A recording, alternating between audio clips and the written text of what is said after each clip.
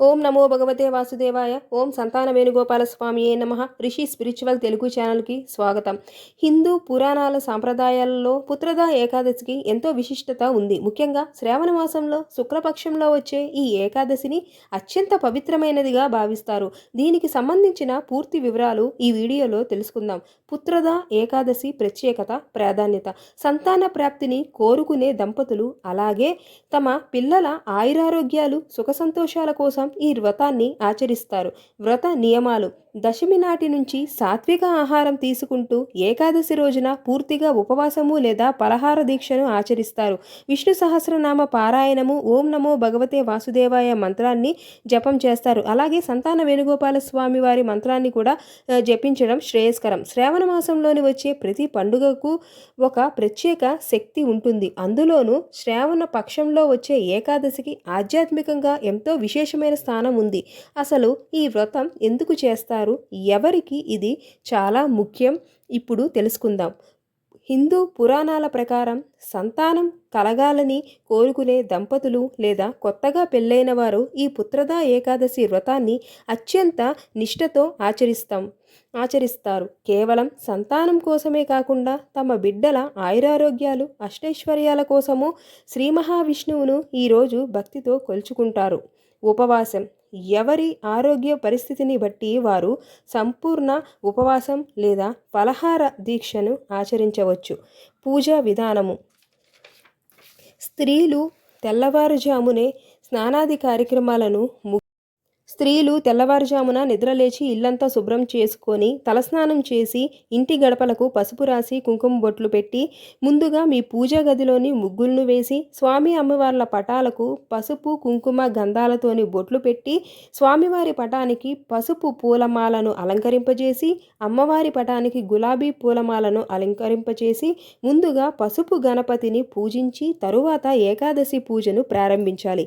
ఏకాదశి పూజలో పిండి ప్రమిదలు వెలిగించాలి.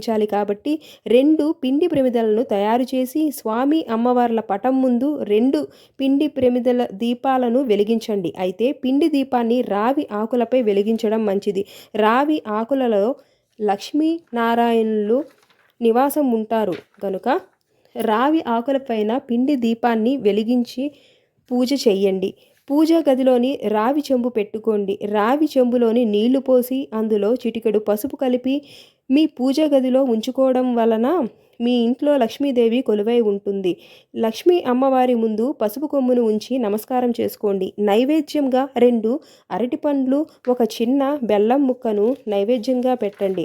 అలాగే సంతాన వేణుగోపాల స్వామి వారి యొక్క పటానికి కానీ లేదు విగ్రహానికి కానీ అదేవిధంగా కుంకుమ పసుపు గంధంతో బొట్లను పెట్టి అలంకరింపచేసి స్వామివారికి ఇష్టమైన పూలతో పూజించాలి. ఆ తర్వాత స్వచ్ఛమైన ఆవు పాలను ఓం క్లీం కృష్ణాయ గోవిందాయ సంతాన వేణుగోపాల మంత్రాన్ని జపిస్తూ స్వామివారికి అభిషేకం చేయాలి. ఆవు పాలతో ఉండే పవిత్రత మరియు సాత్విక గుణం మనసులోని మాలిన్యాలను తొలగించి దైవిక శక్తిని ఆకర్షిస్తుంది. సంతాన ప్రాప్తికి అడ్డంకులుగా ఉన్న కుజదోషం, నాగదోషం లేదా పూర్వజన్మ కృత పాపాలు తొలగిపోతాయి.